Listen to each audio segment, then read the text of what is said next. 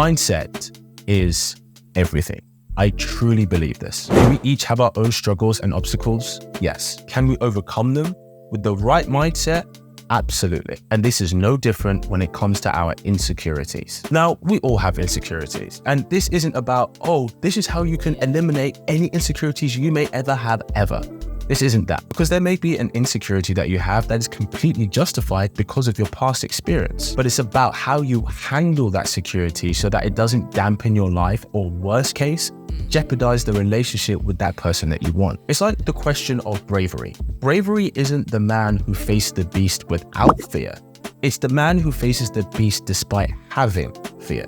That's true bravery. I mean, it's the same with discipline. Discipline isn't the man who's never tempted by other women. It's the man who never gives in to his temptation by other women. You get the picture. And conquering these things, that mindset. And so I'm going to go through 3 stages that will help you develop the right mindset into dealing with your insecurities. The first stage is to truly identify what your insecurities are. This is really important that you identify it, because it's very likely you're going to be more sensitive to this kind of area within your relationship. Way more sensitive than what might be reasonable for the average person. For example, let's say you have an insecurity about another woman trying to steal your man. You may be oversensitive to him talking to another person who just happens to be a woman, where it may be completely justifiable for why he's talking to her. She could be a work colleague, or his manager, or maybe his cousin that you've not met yet. But it's easy for us to build this whole scenario in our head. Oh, well, he's going to talk to her now, and then they're going to have a good conversation, and then they want to continue that conversation over coffee, and then coffee turns into dinner, and then dinner turns into one night, and then one night turns to her stealing him from me. And then because of this mental gymnastics that you may have done, playing out this scenario, you then begin to manifest all this negative energy towards him and maybe the situation because of thoughts that he's completely unaware of. And then what happens is you bring that energy to him, maybe even unintentionally so, and then that has a negative impact on your relationship, which is ironic because the energy came from a place of us not wanting them to leave us.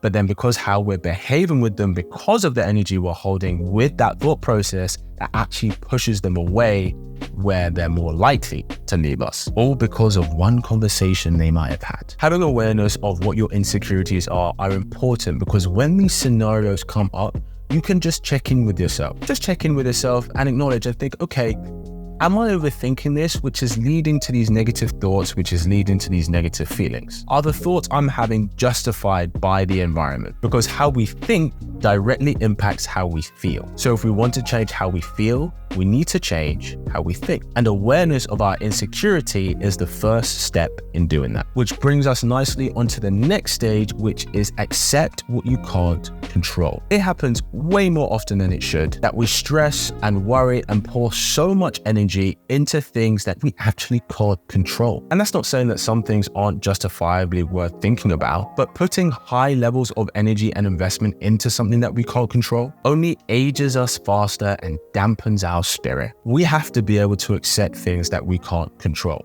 because the truth is, the quicker we're able and willing to accept the things that we can't control, the happier we become, the calmer we are, and the more grounded we are. And just to show you what I mean, just to prove it, have you ever noticed or observed that no one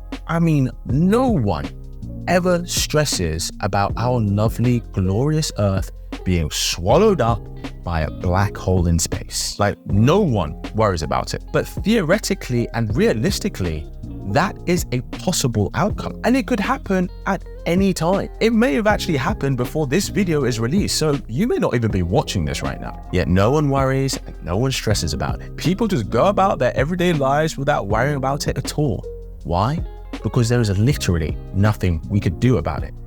Nothing. So if we can manage to not worry and stress about something that could literally devastate our existence, if we can accept something with that level of magnitude out of our control, we can definitely accept that our partner sleeping with someone else is out of our control, because it is. Now, some people take the approach out of sight, out of mind, and that's not necessarily a bad approach. So for example, the best way to stop eating sugary sweets and snacks may not be to build up the self-discipline to not eat it when it's right in front of you, but maybe to not buy it at all so it's never in your environment. That guarantees that you won't eat it. So it's completely okay if you're in an environment that you don't like or an environment that's making you feel uncomfortable. It's completely okay for you to be like, okay, I'm just going to step outside and step away from this until it passes, or at least until you can start having better thoughts about the situation. I don't want you to think that, okay, this is me running away from the situation. This is you understanding that, okay, I recognize how this could make me feel. So I'm going to step away from it because I don't want to have any thoughts that make me have negative emotions towards this. Especially when we think about the situation logically,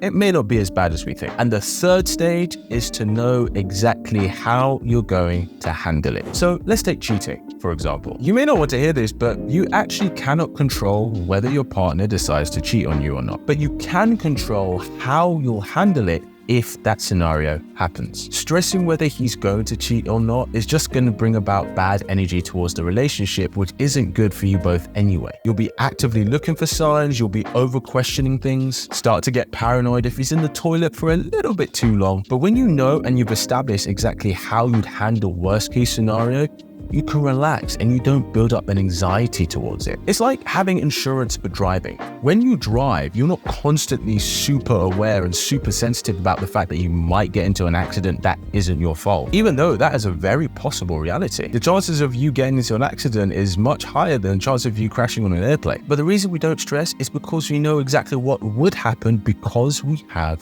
insurance. We know that a claim will be made, that we have to establish who's at fault, and then maybe we get a little bit of a raise in our premium towards our insurance the following year. We know exactly how the situation would be played out. So really establishing for yourself how you would handle the situation, worst case scenario, is your insurance for yourself, which means you can just let it go and allows yourself to trust yourself because you won't be going in blindly, which also means you won't have any negative energy and emotions towards the relationship and you won't bring that into it. And you can avoid going through the thought of A to B to Z in your head. If you fail to prepare, prepare to fail. So give yourself insurance, because you owe it to yourself. The other thing that you owe to yourself is knowing how to date in a way that leads to a relationship. And that's exactly what I go through step by step in my Claim Your Man program. So enroll in the link below and I'll see you there.